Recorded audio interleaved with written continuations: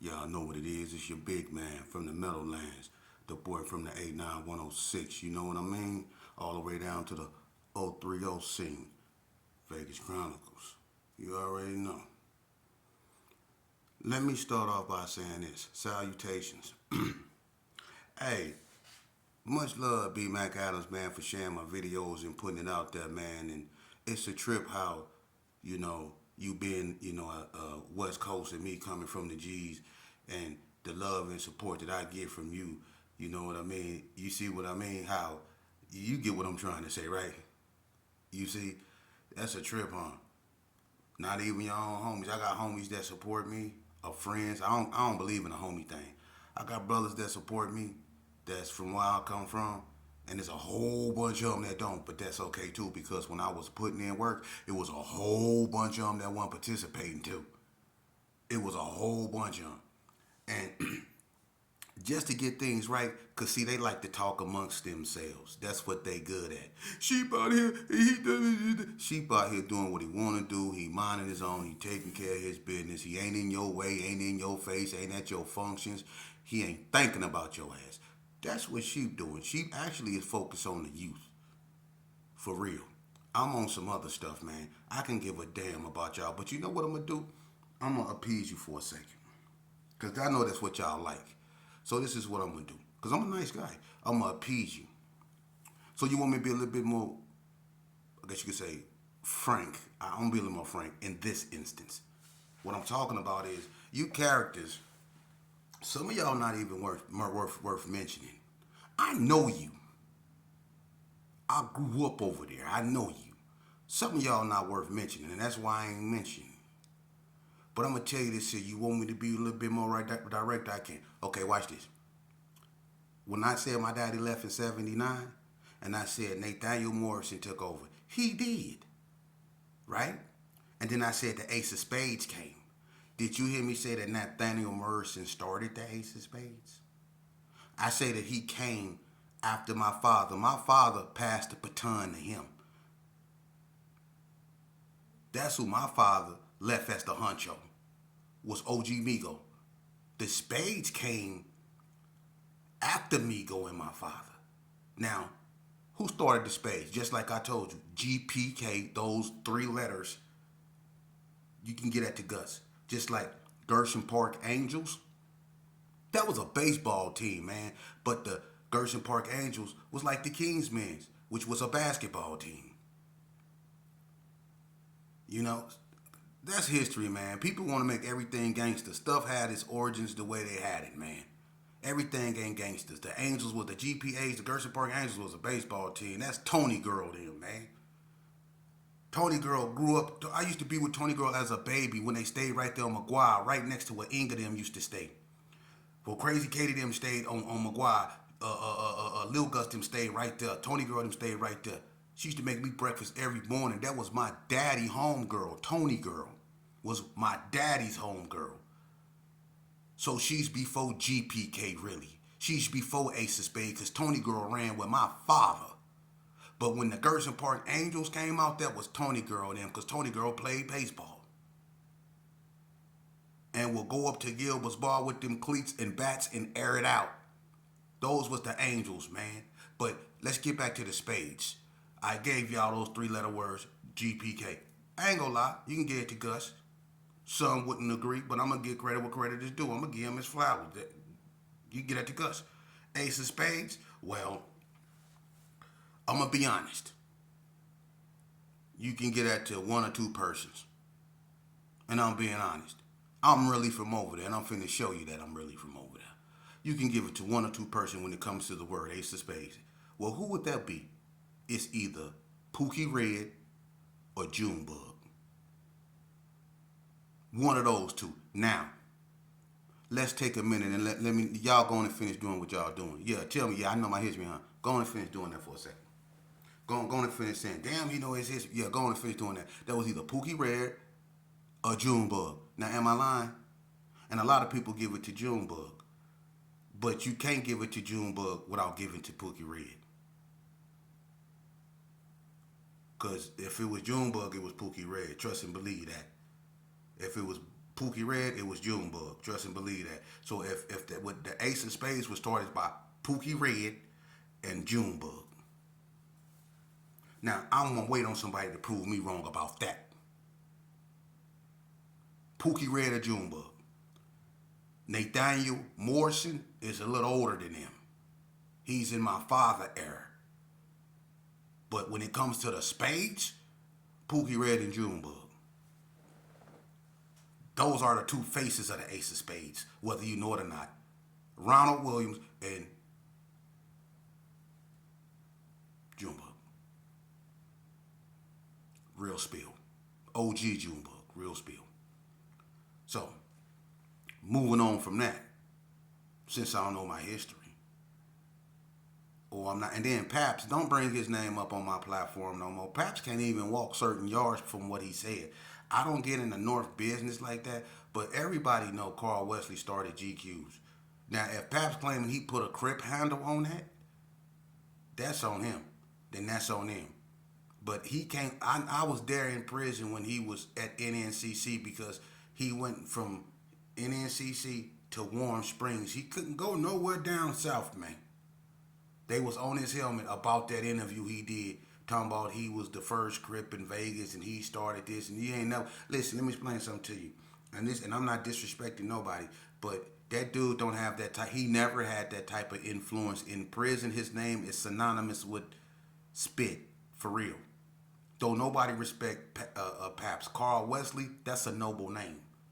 That's the legend. Carl Wesley, man, all day long. That's the man. That's the man that lay out in the grass and watch his homeboys fight. He let them handle the work. He was the anchor. He'll lay out in the grass and let his homeboys do the fighting. I know Carl. That's my partner. When he moved up in Carry Arms and stayed below Lil Gus. That's my partner. They always been my partner. The GQ. So whatever Pap said, I don't even, and if you look at, I got a few videos about his brother Mark. Those are real interesting too. Check them out. But Paps is a lie. And whoever put a microphone in his face and let him lie like that ought to be ashamed of their motherfucking self, for real though. But you know what? I want to talk about somebody, man. Vegas Chronicles. Hey, one day I was it was like early in the daytime, man, and I had my door wide open, and I used to do that because I had this PO. His name was Mr. McKenzie, old crater face ass dude. Man, I couldn't stand this dude. He always popping up in an unmarked white car like he was Metro or somebody, like he was really gonna take me down, and they never arrested me.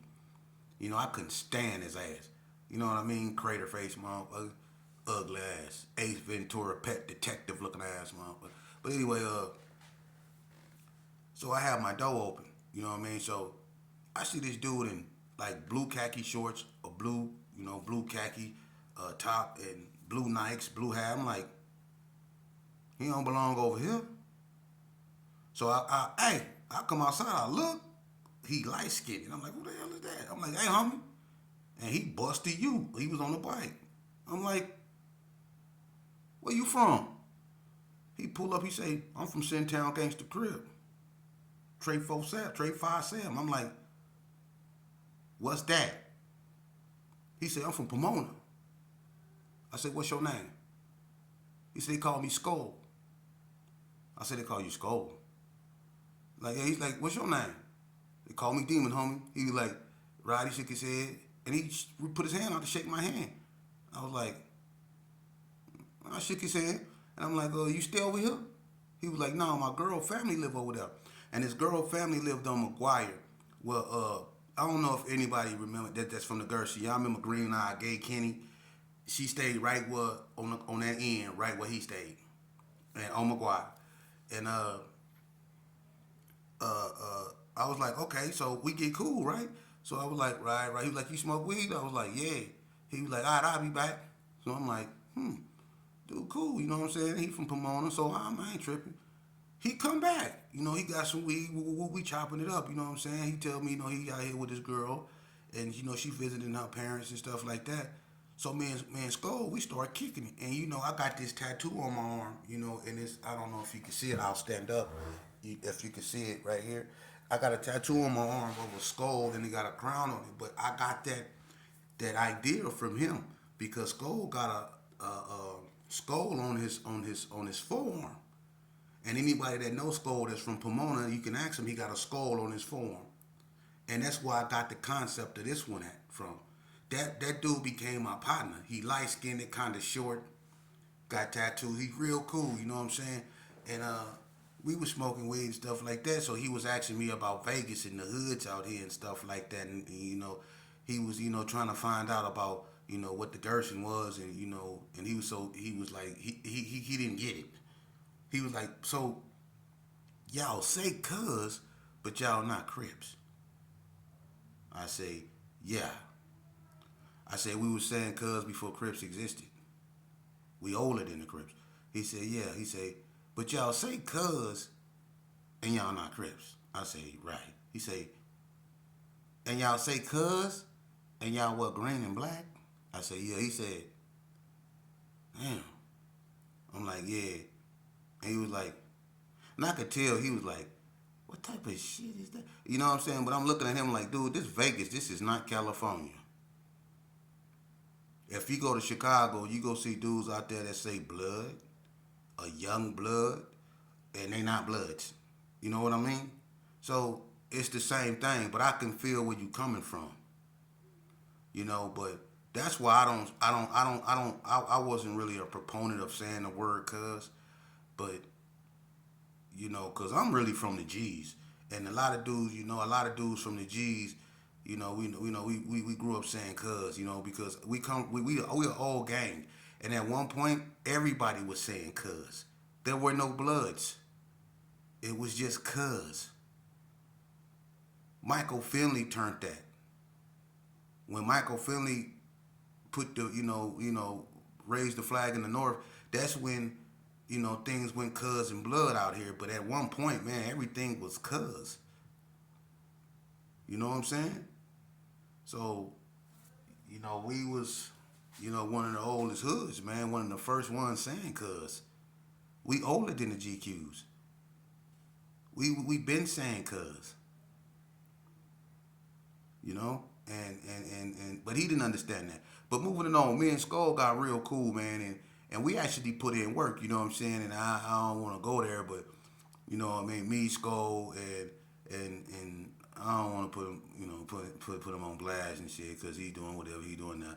But me, Skull, and a certain individual, we got in the car, and we went up over there, and we shot a blood turf. You know what I'm saying? Skull bought his gats out there.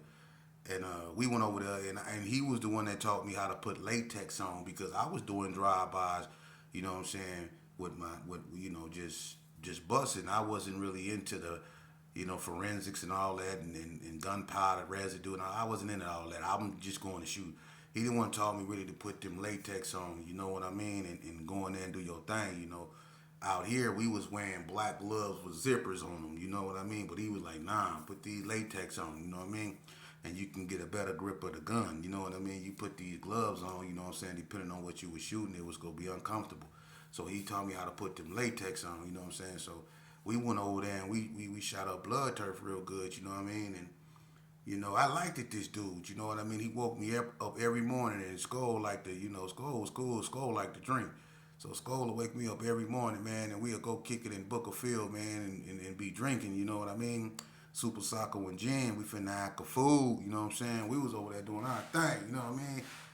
And I used to always wonder why his girl, every time me and Skull would leave, she'd come find him. She used to be on a bike, right? But every time me and Skull would leave, she'd come find Skull, and I was like, what's that about? I mean, you cool? He was like, man, she be hounding me, man, I'm tired of her, right? So I didn't know that they was having them type of problems. You know what I mean? I just knew Skull was a cool dude, man. Skull was he was cool. That was my California brother, man. That dude was cool, for real, man. And I mean, we was cool, and I brought him around certain homeboys, and he felt weary because they was looking at him crazy because he stayed blued up. And a lot of my homeboys thought he was from Donna, and he was like, "What's that?" And they was like, "Where you from?" He was like, I'm from Centown Gangsta Crib, Trey 5-7. And they was like, shit, who is this aggressive ass nigga you got? What you better get this nigga? When I'm like, and he can feel the tension. And he didn't like, and you know, that green that the homies was wearing, and he blued up, you know what I mean? They was comfortable because they was cool with Donna, but he wasn't comfortable. He was like, hey, she can, you know what I'm saying, want to go get a beer or something?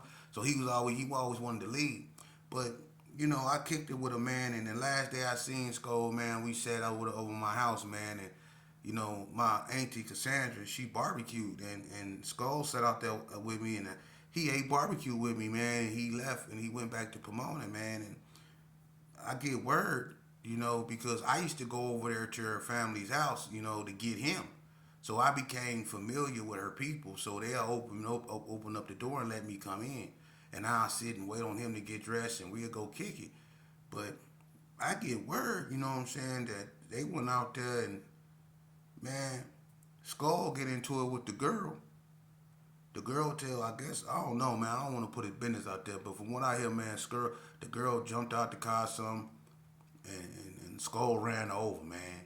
And he ain't just run her over. He ran her over, then backed the car back up over, and then parked the car on top of her. And got out and started walking up the street, man. Killed the girl. And Skull locked up out there in California, man. That was my best friend, man. And I'm like, I met this girl. I've been in her family house, and I'm like, he snapped, man. And you can tell it was weighing on him, but he snapped, man. And I didn't know it was gonna go that route.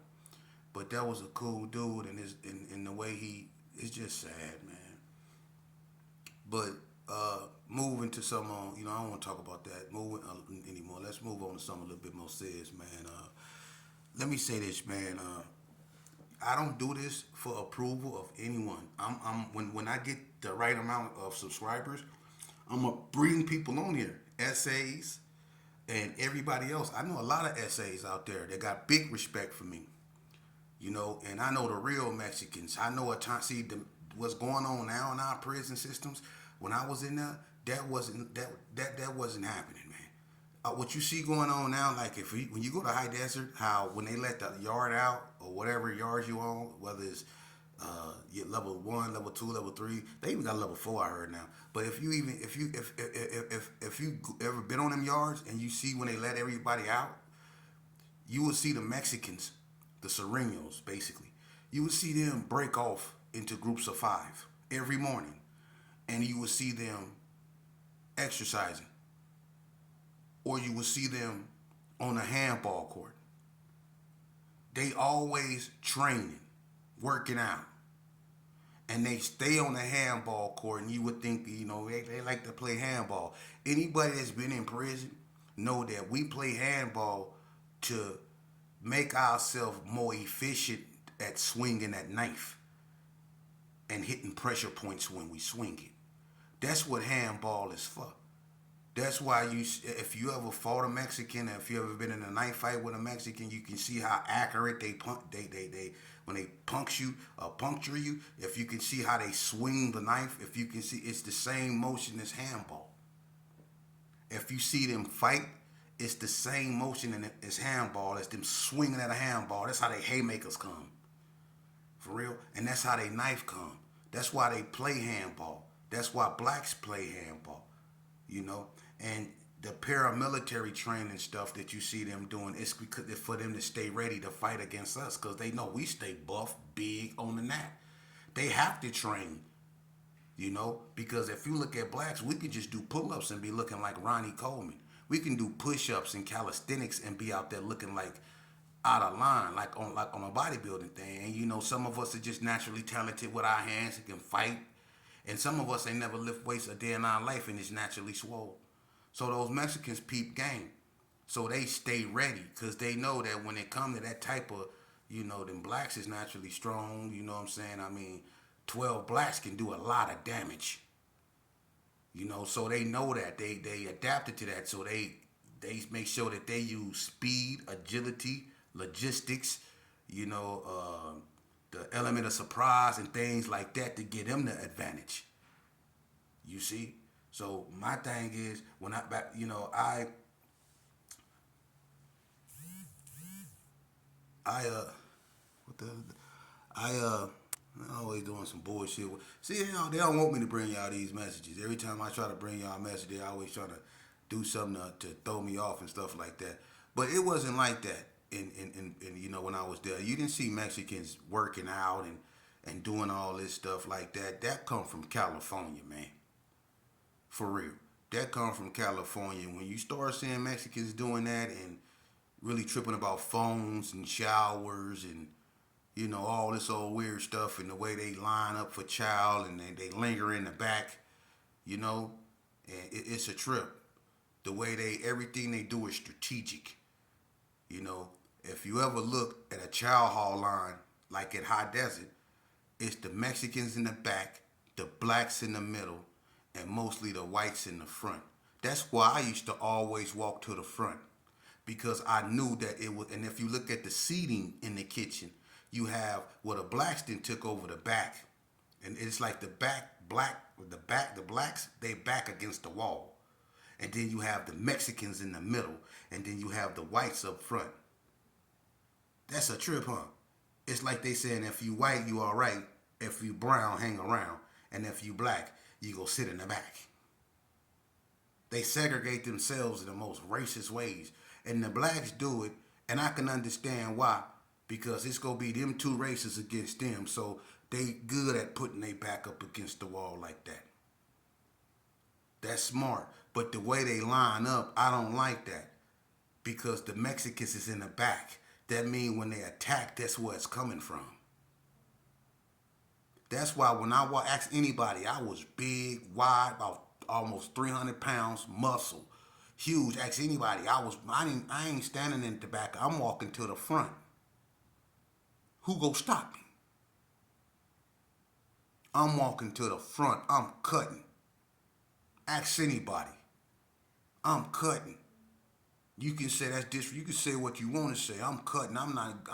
Because if something jump, I'm not finna get blasted out my boots. I'm not finna let nobody put me in a vulnerable position. I done too much time up here. I know. I'm going to the front. Straight up. If it jump, I'm gonna make my moves where I gotta make my moves. But I'm not finna get blasted out my boots because I'm a big dude. I'm gonna stay on a target. You gotta get him out the way. He too big. You see, so now I'm not gonna put myself where I want them to be. So that's just crazy. But you can see how Vegas institutions is being overran by Cali Mexicans with the politics and stuff like that. That's really starting to take over our prisons, and I don't understand how the Vegas Mexicans allowed it. That's crazy because it's some real Vegas Mexicans, the Nevada Threses. I salute them, but a lot of them that's from the same hood went Sereno and is up under Cali constitutions. And that's crazy. How you a Nevada Mexican and under a Cali constitution? That's crazy, man. That's crazy. You know what I mean? We don't do things other states do. And that don't make us no more or no lesser than nothing. That makes us authentic because we don't follow suit. We don't do that. That's why our prisons in the state of Nevada has not been overtaken. Now, the Hispanics, I can't speak on them like that. But as far as our prisons being ran by members of other states, no. And it ain't never been. It ain't never been ran by the Mexican mafia or whatever. Ain't none of that. Vegas, one thing I can say, Nevada, and I ain't gonna even include Reno because y'all side with Cali. Y'all consider y'allself the Bay Area, and y'all Reno, Nevada. We consider y'all more or less like Naked City, nothing. For real. Because my cousin Gary Shepard, he started the only blood gang out there, which is Bishop. So y'all turned y'all back on Nevada. Y'all ride with California. And you let it be known you ride with California. For real. That's why Emmett raped up. Let me shut up, man. But anyway, Reno ride with them. And they hate Vegas. That's crazy. How you Reno, Nevada and you hate Vegas? It ain't our fault, y'all ain't nothing but about 2 casinos. Y'all ain't nothing but about 2 casinos. Y'all about 2 casinos and a bunch of meth. That's it. That's it. Y'all ain't got nothing but a bunch of strung out ass zombies up there. And Cali boys up there wiping their nose because they strung out on heroin. Don't let me get on Reno, but y'all chose sides with the Cali boys. I can't believe that, man. That's why we ran y'all ass off the yard with them. And I'm just keeping it real, didn't we? Y'all had to pack y'all bags up too. Y'all be man. But anyway, oh, to Daphne Sanders, man. If you hear this, man, if you want me to come speak, I understand that that y'all be having group meetings where y'all speak concerning issues in our community. I would love to participate in one of those groups, and I would love to speak. Um, I've been waiting for anybody. You see what just happened in the schools. I've been asking them, send me in there. If I can shut a prison down, I can shut a school down, man. Come on now. And how many prisons have I shut down? When I mean shut down, I mean control movement. I'm known for that. So if I can't if I can shut a prison down of convicted criminals, you think I can't shut a school down of little children, of kids that have attitude problems and just need the right type of attention? For real. I extend my, assistance, Daphne, if you need me. What happened to little Chris Manning shouldn't happen. It shouldn't happen again. And we need to take steps so it won't happen again. I understand the frustration going on. It's hard to fight a battle. When